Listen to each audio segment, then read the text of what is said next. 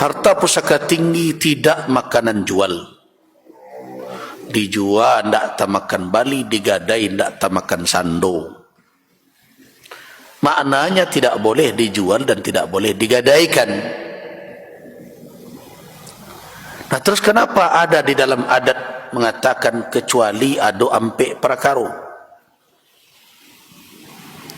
Rumah gadang keterisan, gadih gadang ndak belaki, mai terbuju tengah rumah, pembangki batang terandam pahapui malu dikaniang. Empat itu sebenarnya bukan peluang yang lapang, tapi nadir, kejadian yang jarang terjadi dan sebenarnya tidak membutuhkan menjual dan menggadai. Rumah gadang keterisan selagi lay tagak aja batang anau di Minangkabau bisa untuk pelempok tu. Ijuk masih banyak. Gading-gadang ndak belaki, ndak terlalu rumit untuk mempelakiannya. Gadang kayu, gadang bahan, ketek kayu, ketek bahan. Anda kecilo air saja bak kecil orang awak. Kadak dituntut berlebih-lebihan. Apa lain? Mai terbuju tengah rumah indak menjadi kewajiban satu dua orang, tapi fardu kifayah atas kaum muslimin.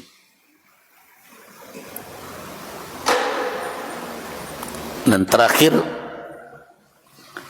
pembangkit batang terandam papui maludikan yang manusia dituntut di agama bersifat pemaaf, sedangkan Allah bersifat pemaaf. Sia manusia nendak gawa salah diakui sejauh nan bisa, kalau ada ditabui tentu sebatih kemampuan. La yukallifullahu nafsan illa wus'aha. Artinya dari ampek tadi nak dikecualikan alun tersasak untuk menggadai je menjual. Apa lagi menjual? Tapi bakok dibuat je pengecualian itu. Itulah perangai orang Minang. Orang Minang sadar wak manusia. Manusia tak boleh berkata qadim, hanya Allah lah yang berkata qadim. Kan begitu? Karena itu karakter orang Minang kalau mampang indak sabih banda, kalau menindang indak sampai ke langit. Karena awak manusia ada saja kemungkinan, karena itu dibuat pengecualian, walaupun pengecualian itu sama je untuk masuk ke lubang jarum. Jadi jangan difahami nan kecuali itu. Jago atau pusaka tinggi, karena disitulah keistimewaan Minangkabau. Minangkabau kalau orang berbicara kini mengecek tentang istimewa, di mana tak istimewanya? Satu adalah dari prinsip-prinsip kehidupan mereka, dan terletak dalam simpul adat. Adat bersani syarak bersandi kitab Allah. Adik berpane sarak berlinduang sarak mengatur adik memakai. Itu simpulnya, itu keistimewaan.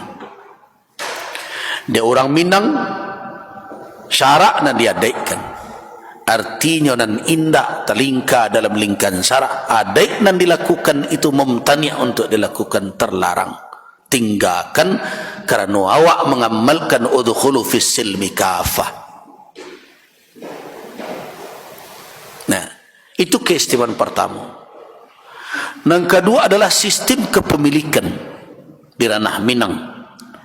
Ada barato pusako tanah wilayah, nah merupakan cancang latih orang tua-tua tembilang basi orang seisua. Ada di ladang dan belerang, ada di tanah, di sawah, di nandata.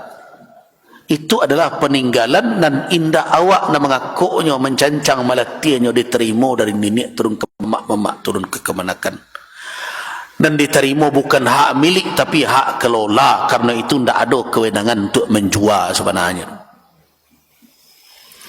Tapi dek cadik lah membuang kawan, dek gapuk lah membuang lama. Sebagian mama ada nan indah amanah, apa jual lah, apa gadaikan atau pusako. Itu melanggar secara adat, tidak sesuai di dalam syarak, karena amanah na indak berpiku. Itu adalah keistimewaan yang kedua.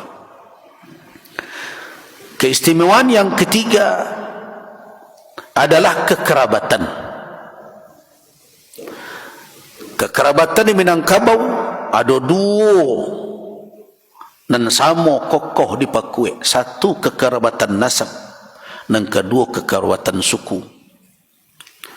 Orang Minang banasab juga suku. Nasab digarih bapa. Karena itu di Minangkabau orang diimbaukan keturunannya dengan bin bapaknya. Tidak ada di Minangkabau mama pandai menikahkan kemenakan.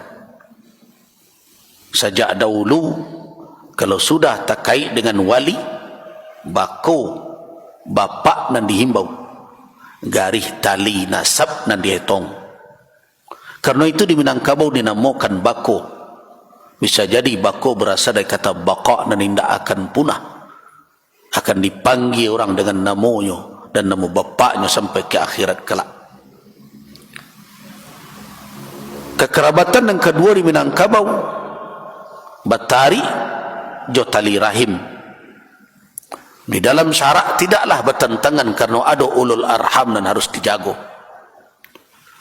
Kerabatan batali rahim itu dan disabut di Minangkabau dengan bersuku sebagai organisasi dan terhimpun dalam rumah gadang, sehingga orang Minang memiliki dua kekerabatan kokoh, dua cancang segaragai.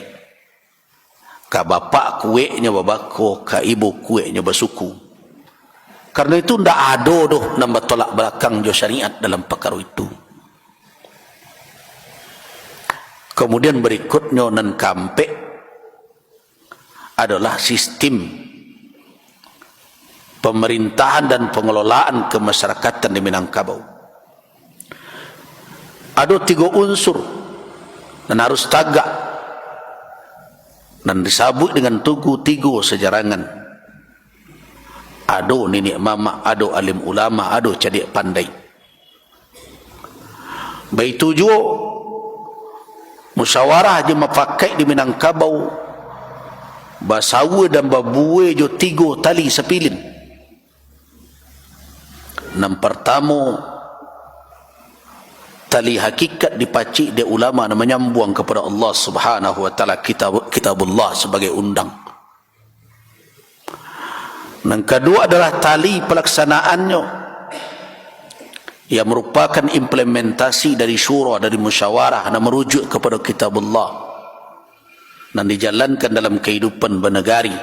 Tak boleh do adai atau kebijakan bertentangan dengan apa yang telah digariskan dek syarak mengatur. Yang ketiga adalah tali undang. Seluruh aturan dan ada dibuat tapi tidak boleh keluar dari dan 2 tadi. 3 tali itu jalin berjalin, sawa bersawa, 3 tali sepilin. Ampe itu keistimewaan ranah Minang. Kalau awak kami bicara tentang daerah istimewa kecil. Yang pertama adalah prinsip kehidupan, nilai-nilai namanya. Yang kedua adalah konsep kepemilikan, Bharata Pusako, tinggi dan rendah.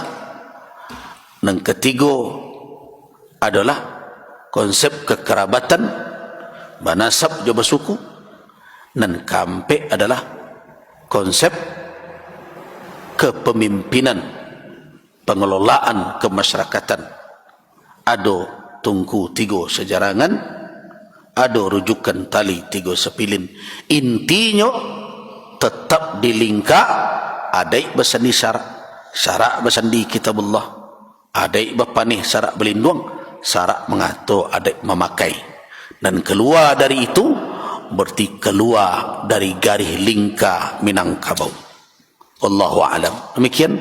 Billahi taufiq wal hidayah. Wassalamualaikum warahmatullahi wabarakatuh.